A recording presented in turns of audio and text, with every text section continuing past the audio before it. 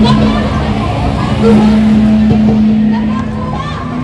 sa sektor ng edukasyon, hindi naman limit sa ating kaalaman na si PBM ang kakunahing dahilan sa bakit man kasama ngayon. Hindi pa rin aksesible sa edukasyon sa ating lahat. Dapat ito! Limit sa ating kaalaman na isa sa mga pinakamababang prioridad ni PBM ang sektor ng edukasyon. Kaya po nagtatapagyan na ating matata ang budget na nakalaan para sa edukasyon. Ito ay dahil inuungan ang pagpupunta sa mga sista ng Estado. Bakit puro doggy yata kayo? Akala ko ba gusto nyo ng dagdag na sahod at benepisyo?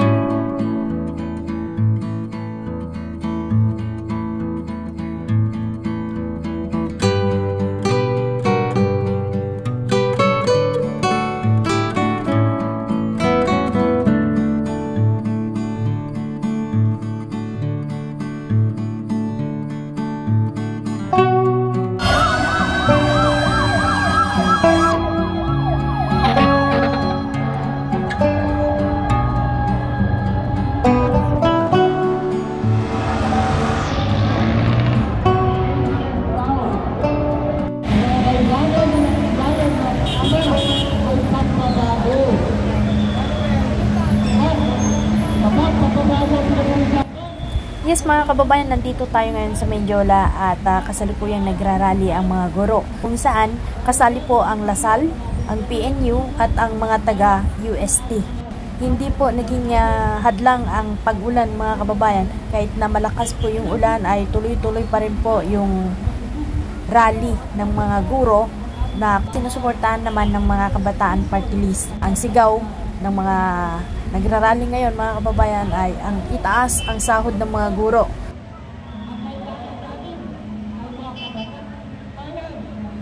Isa lamang po yung nakikita natin na problema sa nagaganap na rally. Mapayapa naman, ngunit medyo naging mabagal yung daloy ng trapiko.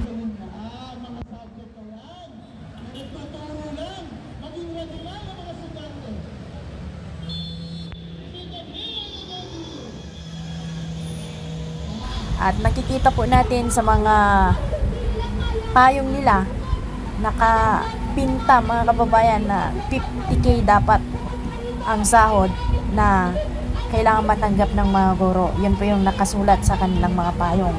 At isa din po na hinihiling ng mga mag-aaral ay ang budget sa edukasyon.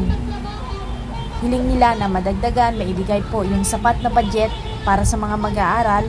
At ang isa pa mga kababayan ay ang kanilang laban kontra sa nagaganap na korupsyon sa ating bansa. May nag-iisang media na nag-cover sa kanila ngayon ang news part. Lalo na sa gitna ng umiitin na krisis sa edukasyon, ang patuloy na pagtatapyan sa pondo na kalaan dapat sa atin ay magre-resume lamang ng mga pamantasan sa mga universidad, sa mga local colleges na makipag-alliance na o makita sa mga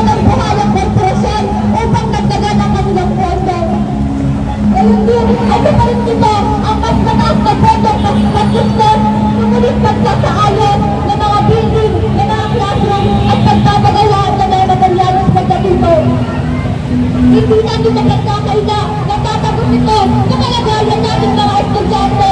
Hindi espasyo ito para sa atin ay uupahan ito ng mga nagbuhalang korporasyon. Hinihinlang lang tayo ng President Marcos Jr. sa paraang ginalalang na tayo ng malaginaw na kuno na budget na nasa halagang 1.2 billion at nakahati dito ang 135 billion para sa ating mga SUV at LUV. Ngunit, nakaamba pa rin sa 26 na SUV at LUV ang bagong kaltas peso na tatagos ulit sa ating na makapagsiksikan na naman sa mga paaralan, sa mga maliliit na klase.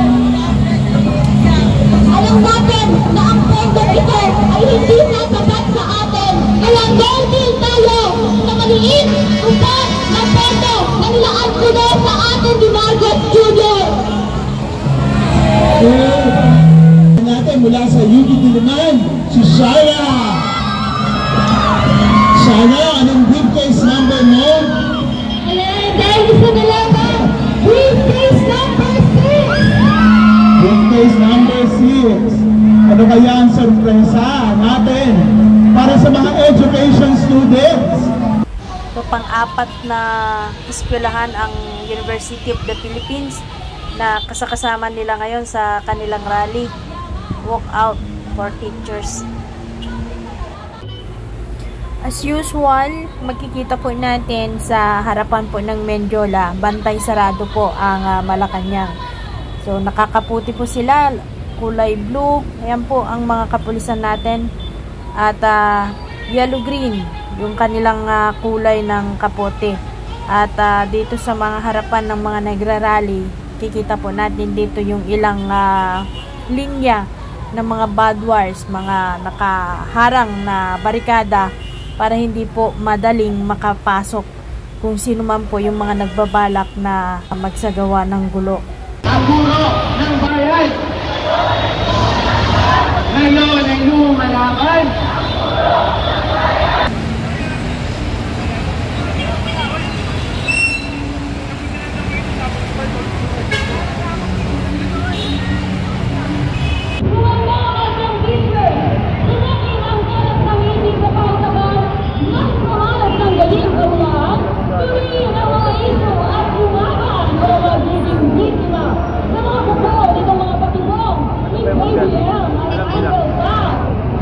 Ito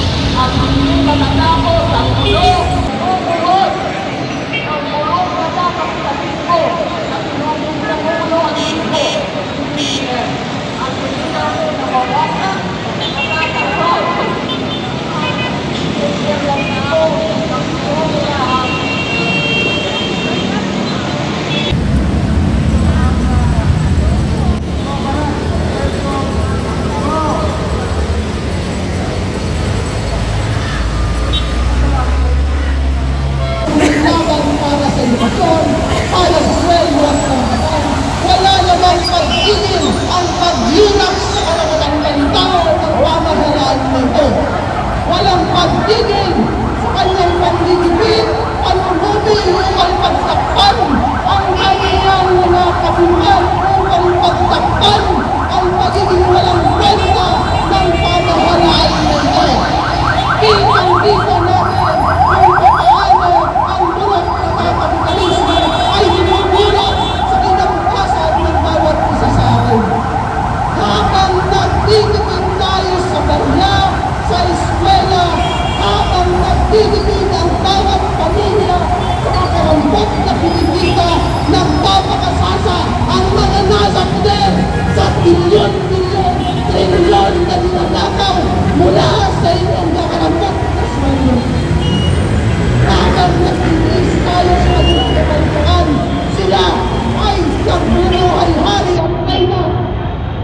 Habang tayo ay nagpapakahirap, ibang nato ay nagpapakahari ng trap, nagpapakahari ng panunubil, nagpapaka-inumin.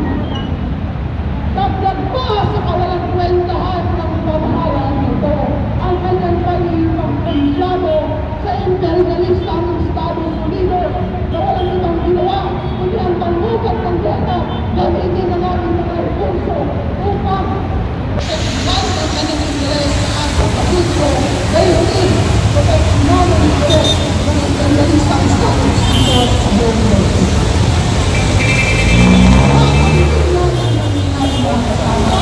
Saan nakakadapat tayo patungo?